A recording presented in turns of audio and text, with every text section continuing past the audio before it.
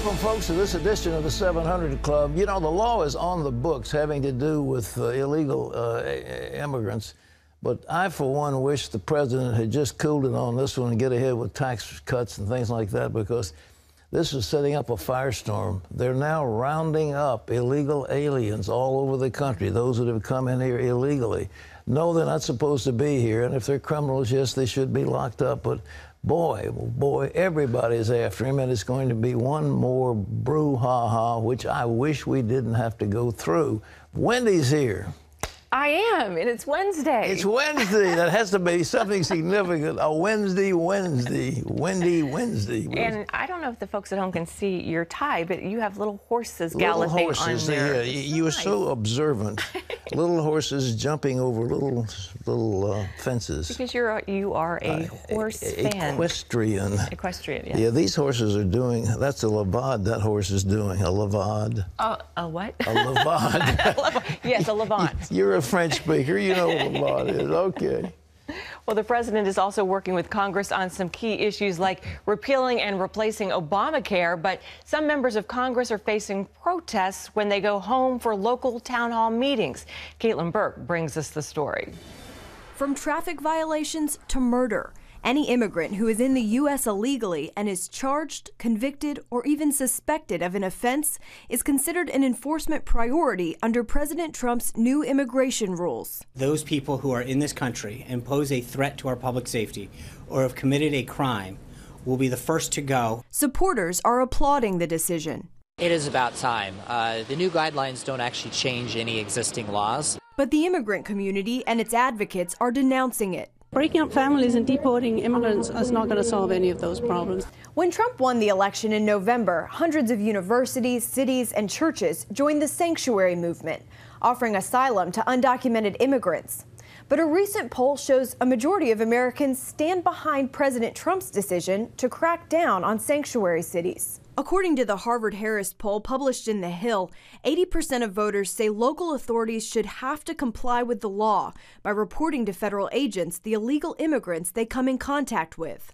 President Trump is also speaking out about a string of threats to Jewish community centers around the country over the last few months. The anti-Semitic threats targeting our Jewish community and community centers are horrible and are painful, and a very sad reminder of the work that still must be done to root out hate and prejudice and evil. Trump's comments made at the newly opened National Museum of African American History and Culture mark the first time he's directly addressed the threats against American Jews. Critics call the president's comments too little, too late. Meanwhile, Congress is also facing criticism, and it's coming from both sides of the aisle. One major problem, agreeing on a way to repeal and replace Obamacare. The New York Times recently reported, quote, efforts to come up with a replacement for the health care law have been stymied by disagreements among Republicans about how to proceed. The same is true for a proposed overhaul of the tax code. And Democrats are taking their protests against the plans on Obamacare, immigration, and other issues to Republican lawmakers in their local town hall meetings. No ban, no walls. America has room for all. No retreat. President Trump tweeted that the numerous protests were planned out by liberal activists. Many protesters say they're simply grassroots opponents of the president's agenda. But liberal activists have posted plans online for how to stage protests and make their voices heard at congressional meetings. Still, in Washington, President Trump is making it clear that he's planning to move ahead with his agenda on issues like Obamacare, the economy, immigration, and more. And he'll have to be working with Congress to make it happen. Caitlin Burke, CBN News. Well, thanks, Caitlin. Our CBN News political correspondent David Brody is with us now from Washington. Brody, David, how does the Trump administration look at these last few weeks, the 100 days and so forth? Are they optimistic? Do they feel it's a success, or are they frustrated? Well, they're frustrated with the media coverage for sure, Pat. But beyond that, they think things are going actually pretty well. Now, look, I mean, you mentioned at the top of the broadcast, Pat, he's taken on some pretty heady stuff here, some very controversial issues as it relates to this travel ban or temporary travel ban, and now this immigration order. But look, the White House believes that they've got to get things done quickly, and the best way to do that on the immigration front, at least, and on the travel ban front, is to go through with executive orders, because it's not going to necessarily have to go through Congress. And so that's why they've rolled this out first. Now, as it relates to health care and tax reform and all of the heavy lift that has to go through Congress, that's where the rubber meets the road, and that's where they've got to get moving on some of that stuff, or they may lose control of the narrative here, Pat. Well, the narrative right now, of course, the New York Times is doing everything they can to make him look bad, but are the Republicans fighting over these issues? Is there consensus from what you found on the Hill? There is not consensus. There's not consensus on replacing, actually the plan to replace Obamacare. And there's not necessarily consensus on tax reform right now. Now, having said that, there's a meeting later this afternoon at the White House, the legislative team meeting inside the White House about these three specific things: Obamacare, tax reform, and the budget. Those will all be rolled out. Remember, the president's going to speak to a joint session of Congress Tuesday of next week, where we expect to hear more details on this. We're told Obamacare, or at least the plan to replace Obamacare, will come in mid-March. Donald Trump actually saying he wants tax reform, a bill signed by the end of the year. Now, Pat, we've talked on this program before how they were hoping tax reform would be a bill that he could sign into law sometime in maybe the spring, late spring.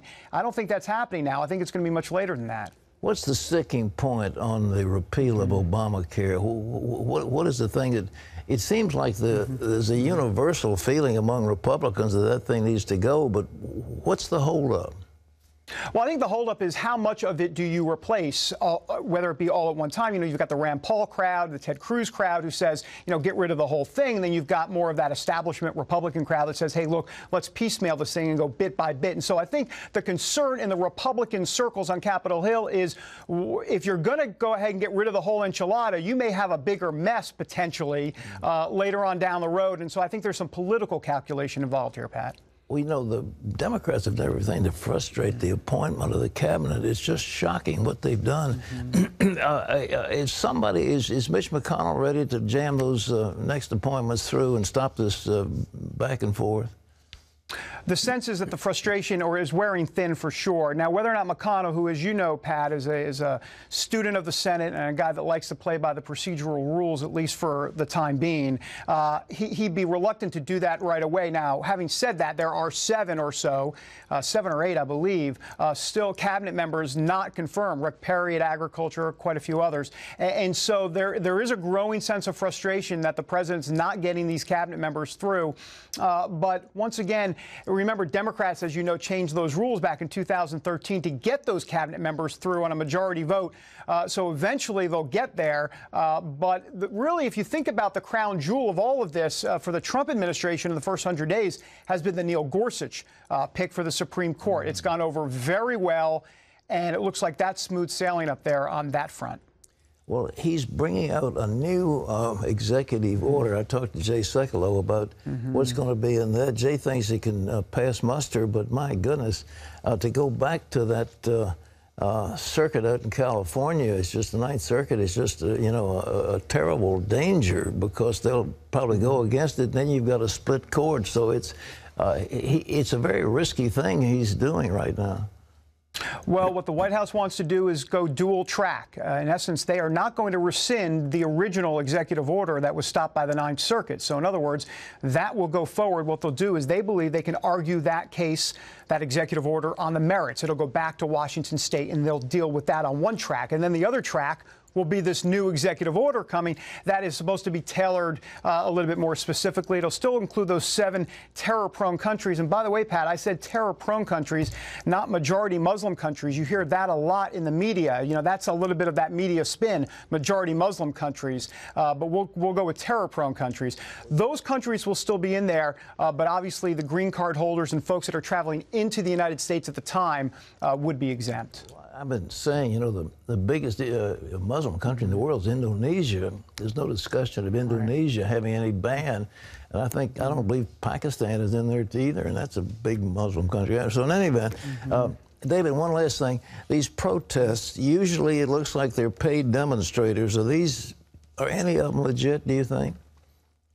Well, I think some of it's legit for sure. Having said that, a lot of it is being put together by liberal activists, no doubt, here in D.C. in other words. Look, there is a Trump war room right now in the Democratic National Committee that is active, very much so, in circles here in Washington and then beyond. And so there's actual proof. We know that liberal activists are behind a lot of this, but the question is, what's the percentage? Look, 70%, 60%, who knows? Here's the bigger problem for Republicans. Until they get a tax reform and a health care plan in place, and until they get a budget moving and legislation moving on Capitol Hill, what are they left with, Pat, at town halls? They don't have anything yet. And I think that's the bigger issue for the Trump administration, for Republicans. You know, they can blame liberal activists. That's fine. But the truth of the matter is they need more proof in the pudding. And when they get that, then they'll at least have some sort of legislative leg to stand on. David, I agree totally. Thank you so much. David Brody, ladies and gentlemen.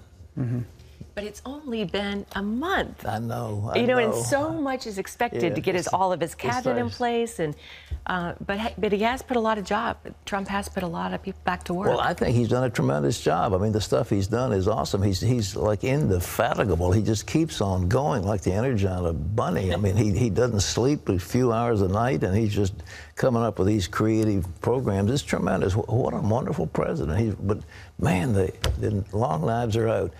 You are a native of West Virginia. Yes, sir. West Virginia and the heartland of America now has a problem. I wasn't totally aware. Were you aware of this so-called opiate problem? No, I never actually even heard of that, that drug, so I don't know.